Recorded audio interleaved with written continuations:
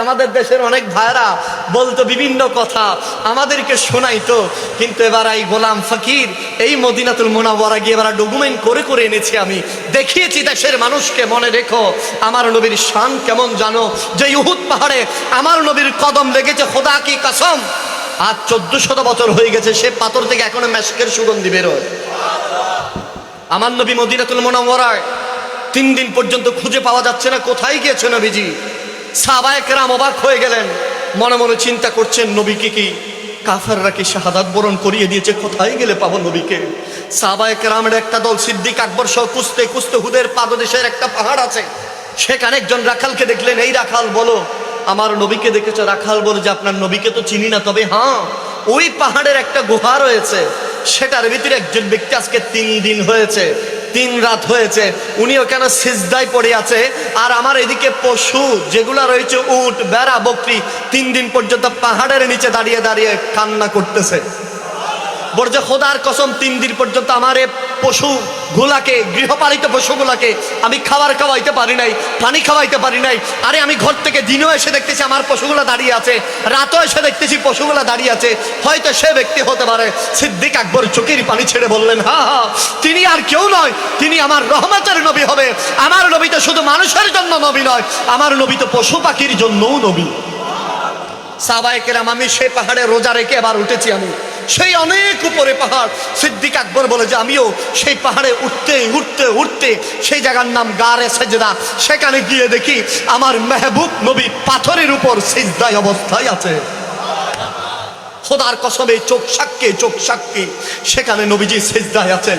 সিদ্দিক আকবর পিছনে দাঁড়িয়ে দাঁড়িয়ে নবীকে তো ডাকছে না, শুধু এইটুকু বলছেন, নবী গো আপনি বলছেন না আমি সিদ্দিকের এক রাতের আমল আপনার কোটি গুনাহগার উম্মত কিয়ামত পর্যন্ত আসবে, তাদের আমল এক পাল্লায় রাখবে, আমি সিদ্দিক আকবরের এক রাতের এক আমল এক পাল্লায় রাখবে। নবী গো সেই রাত তো আমি 3 দিন 3 রাত আপনার সাথে গারে সূরে ছিলাম, এই রাসূলুল্লাহ আমার সমস্ত আমল আপনার উম্মতকে দিয়ে দেব, আপনি উঠেন।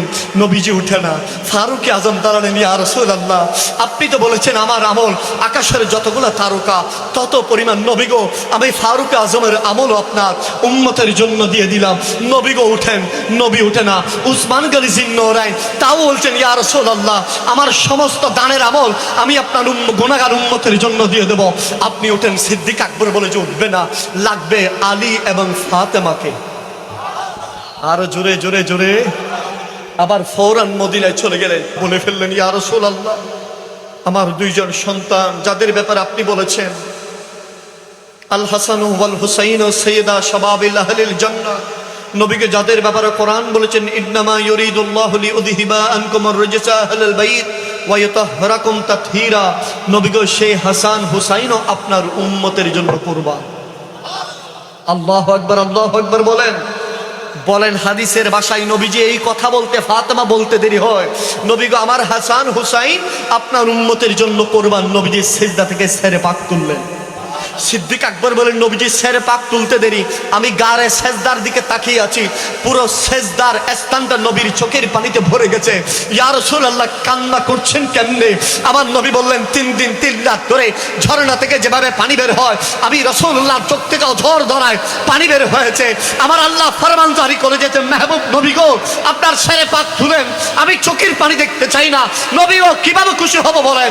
ইয়া রাসূলুল্লাহ বলেন আপনার সেরে পাক তুলেন, আমি রাসূল সেরে পাক তুলি নাই। সিদ্দিক তোমার আমল সেরে পাক তুলি নাই, ফারুক আজমের আমল আমি সেরে পাক তুলি নাই, উসমানের আমল সেরে পাক তুলি নাই, আলীর আমল সেরে পাক তুলি নাই, ফাতেমার আমল সেরে পাক তুলি নাই। যখন বলেছেন হাসান হুসাইন আমি সেরে পাক তুলেছি, আল্লাহ যেন হাসান হুসাইনের আবার নাতিদের সদকায় যেন আমার উম্মতকে জান্নাত দান করেন। আল্লাহু আকবার বলেন, আল্লাহু আকবার। আমার নবীজি সেরে পাক থেকে মাথা মোবারক তুললেন, ফাতেমাকে বললেন, ফাতেমা আবার বলো। ফাতেমা বলেন, ইয়া রাসূলুল্লাহ আমার হাসান হুসাইনও আপনার গুনাহগার উম্মতের জন্য কুরবান। আমার নবী শুকরান সিজদা দিলেন, সেখান থেকে কারবালার প্রান্তর ইমামে আলী মাকাম শাহাদাত বরণ করবে এবং ইমামে আলী মাকাম ইমাম হুসাইন জাহেরের মাধ্যমে শাহাদাত বরণ করবে। ফয়সালা হয়ে গেছে। আমি সেই জায়গায় গিয়েছি, সেখানে খোদার কসম করে বলি, এখনো সেই গারে সেজদা থেকে আমার নাক সাক্ষী, আমার চোখ সাক্ষী, সেই পাথর থেকে এখনো পর্যন্ত মেশকের সুগন্ধি বের হচ্ছে। ১,৫০০ বছর আগে মুস্তাফা যেখানে সিজদা দিয়েছেন সেখান থেকে মেশকের সুগন্ধি বের হচ্ছে। কেমনে সেই নবী আমার মতো বলে, কেমনে সেই নবীকে আমার মতো বলে। আজকে আপনি নামাজ পড়ছেন, কোনো আপত্তি নাই, হজ করছেন, কোনো আপত্তি নাই, যাকাত দিচ্ছেন, কোনো আপত্তি নাই, ঈমান রাখছেন, কোনো আপত্তি নাই, কোরআন পড়ছেন, কোনো আপত্তি নাই, অথচ এই সব কিছু যিনি এনেছেন সে নবীর প্রেম নিয়ে আপনার আপত্তি। কথা বলেন ঠিক কিনা? নবীর ভালোবাসা আপনার আপত্তি, নবীর আশকে রাসূল আপনার আপত্তি। তাহলে শুনেন, আমি আপনাকে হাদিসের পাতায় নিয়ে যাই। আমার নবীজি একটু আসরের নামাজ পড়ে একটু করে আরাম করবেন, শের খুদা আলী মর্তুদা বিছানা বানিয়ে দিলেন। সুবহানাল্লাহ জোরে বলেন। আমার নবী আলী রাদিয়াল্লাহু তাআলা কুলের মধ্যে আরাম করছেন। তিনি কোন আলী? যে আলীর জীবনে নামাজ ছুটে যায় নাই। সুবহানাল্লাহ বলেন। সেই আলীর কুলেকে নবীজি আসরের ওয়াক্ত চলে যাচ্ছে, সূর্য ডুবে গিয়েছে। মুস্তাফার চেহারা মোবারকের দুইজনের চোখের পানি পড়েছে, একজন সিদ্দিক আকবর, একজন শেরে খুদা আলী মর্তুদা। নামাজ পড়তে পারে নাই, সেজন্য চোখের পানি ছেড়ে দিয়েছেন। আজকে আমরাও নামাজ পড়তে পারি না, আমরা তো নামাজ মিস করে দিই, ঠিক না বলেন? নামাজ পড়ি না আমরা। সে শের খুদা আলী মর্তুদা চোখের পানি ছেড়ে দিলেন। হায়, আসরটা ছুটে গেল আলী থেকে। এই দুঃখে চোখ দিয়ে পানি এক ফোঁটা মুস্তাফার চেহারাতে পড়েছে।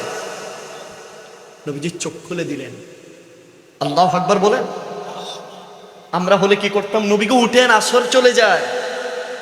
কিন্তু এখানে শের খুদা আলী মর্তুদার নামাজ ছেড়ে দিয়েছেন মুস্তাফার তাজিমের জন্য। সুবহানাল্লাহ বলেন।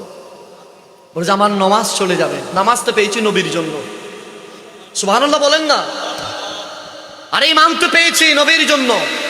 ইমান মিলা উনকে সাদিকে, কোরআন মিলা উনকে সাদিকে, যিনি আমার মেহবুব নবী। জোরে বলেন সুবহানাল্লাহ। আরে মায়া ব্যাগিন ঢালি দিয়ে বানায়ে আল্লাহ, আরে এদিনে মায়া আরে নবীরে লাগে এতাল্লাহ। সুবহানাল্লাহ বলেন। আরে শোক লাগে বো আহমদ সাহেবার মতো সাহেবাল্লাহ, শোক লাগে বো আহমদ সাহেবার। যেমন তেমন চোখে কি নবীকে দেখবে? আবু জাহেলের চোখও ছিল, নবীরে দেখছে।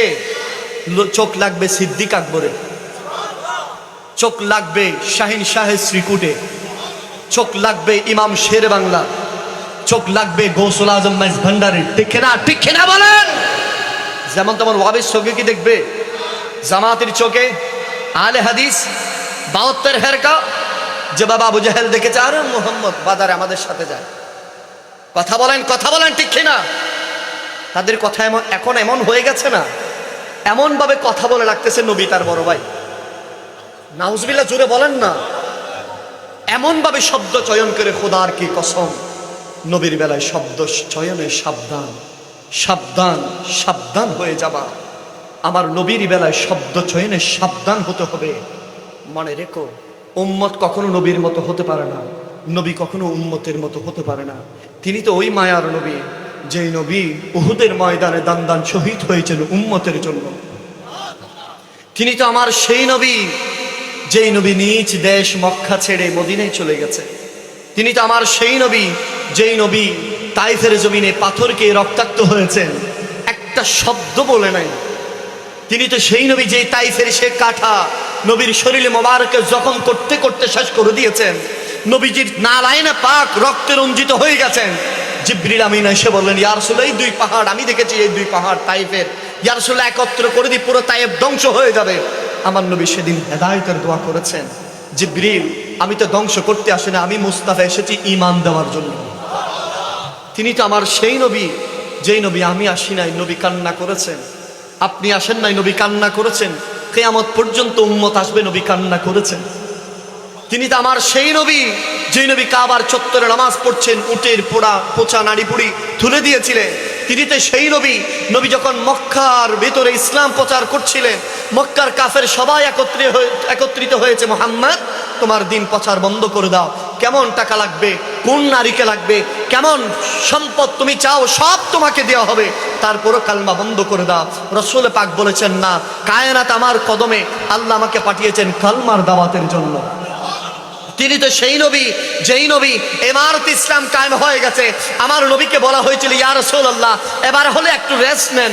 আমার নবী বলে যে না, আমি সুখ বিলাসিতা করার জন্য আসি নাই। নবীজি ইন্তেকালের এক মুহূর্ত নবীজির ঘরে খেজুর এবং পানি ছাড়া কিছুই ছিল না। তিনি তো আমার মায়ার নবী, যেই নবী কখনো দামি কখনো ল্যাপে তুষকে ঘুমান নাই, যেই নবী খেজুরের চাটাইতে ঘুমিয়েছেন, তিনি আমার মায়ার নবী।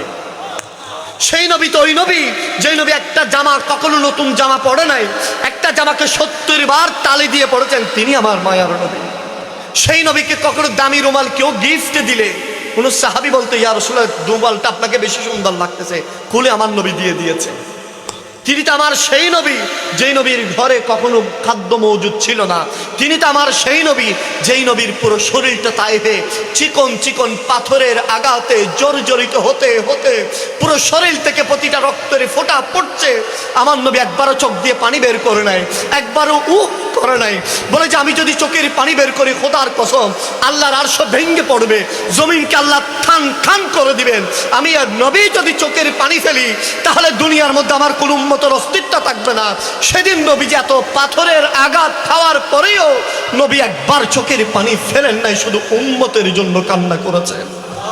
তিনি তো আমার সে মায়ার নবী, যেই নবী মক্কা থেকে যখন বিদায় হচ্ছিলেন, আমার নবী হাত তুললে মক্কা তছনছ হয়ে যেত।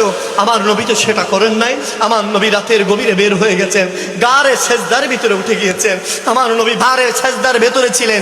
সেদিন যদি নবী চাইতেন, কাফের সবাই ইনস্ট্যান্ট পাথরের মতো মূর্তি হয়ে যেত। তারপর আমার নবী তো বদদোয়া করে নাই, কাফেরদের জন্য আমার নবী হাত তুলে হেদায়েতের দোয়া করেছিলেন। তিনি তো আমার সে মায়ার নবী, সে রহমতের নবী, যেই নবী যেদিন ফতে মক্কার সময় বিশাল সৈন্যবাহিনী নিয়ে খানায়ে কাবায় মক্কায় আসছিলেন, সেদিন চাইলে মক্কার সবাইকে কচুর মতো কেটে ফেলতে পারতেন, মক্কার ঘরবাড়ি সব জ্বালাই দিতে পারতেন। সেদিন মেহবুব নবী বলেছেন, না, তোমরা আমাকে মক্কা থেকে বের করে দিয়েছো, আমার উপর কষ্ট দিয়েছো, আমার উপর জুলুম নির্যাতন করেছো, ইসলাম যারা গ্রহণ করেছে তাদের উপর নির্যাতন করেছো, মনে রেখো আমি রাসূল হিদায়াতের জন্য এসেছি। আল্লাহ আমাকে দুনিয়ায় রহমতুল লিল আলামিন হিসাবে পাঠিয়েছেন। যাও, আমি তোমাদের সবাইকে মাফ করে দিলাম। তিনি আমার সেই নবী, তিনি তো আমার সেই নবী। ইমারত ইসলাম কায়েম হয়ে গেছে, দুনিয়া ব্যাপী ইসলামের ঝান্ডা উঠতেছে। সেদিন আমার নবী দামি পোশাক পরে নাই, তিনি আমার সে মায়ার নবী। ইমারত ইসলাম কায়েম হয়ে গেছে, দুনিয়া ব্যাপী ইসলামের ঝান্ডা উঠতেছে। সেদিন আমার নবী পেট ভরে খানা খাই নাই, তিনি আমার মায়ার নবী। তিনি আমার সে মায়ার নবী, যে মায়ার নবী দুনিয়া থেকে বিদায় নিবেন। সাহাবায়ে কেরামের দিকে তাকিয়ে আছেন, চোখের পানি ছাড়ছেন। বলা হচ্ছিল, ইয়া রাসূলুল্লাহ কেন কান্না করছেন? বলে যে হায়াতে খায়রুল লাকুম ওয়া মামাতে খায়রুল লাকুম, আমি নবীজি দুনিয়া থেকে যাওয়াও তোমাদের জন্য রহমত, আমি দুনিয়াতে থাকাও রহমত। মনে রেখো, আমি রাসূল দুনিয়া থেকে পর্দা করছে, এটা মানে তোমরা এটা ভাবিও না আমি দুনিয়া থেকে শেষ হয়ে গেছি। কিয়ামত পর্যন্ত আমার যত উম্মত আমার রওজায়ে মোবারকে আসবে, অথবা চন্দনাইশ থেকে আমি রাসূলকে ইয়া রাসূলুল্লাহ বলে ডাকবে, বাংলাদেশ থেকে আমি রাসূলকে ইয়া রাসূলুল্লাহ বলে ডাকবে। কাছের মানুষ যেভাবে শুনে, তার চেয়ে হাজার কোটি গুণ আমি মদিনা থেকে শুনবো। তিনি আমার সে মায়ার নবী, সে রহমতের নবী, সে নূরের নবী, যেই নবীজির কারণে আজ আমি আপনি দামি উম্মত হয়েছি, যে নবীর কারণে আজ আমি আপনি, আমার নবীজি বলেছেন উলামায়ে উম্মতি কা আনবিয়াই বনি ইসরাইল, সে নবীর কারণে আজ আপনার আমার দাম, সেই নবীর কারণে আজ আপনার আমার পজিশন, সেই নবীর কারণেই তো আজ আল্লাহ আমাদেরকে দয়া করছেন, মেহেরবানি করছেন, মায়া করছেন। কথা বলেন ঠিক কিনা?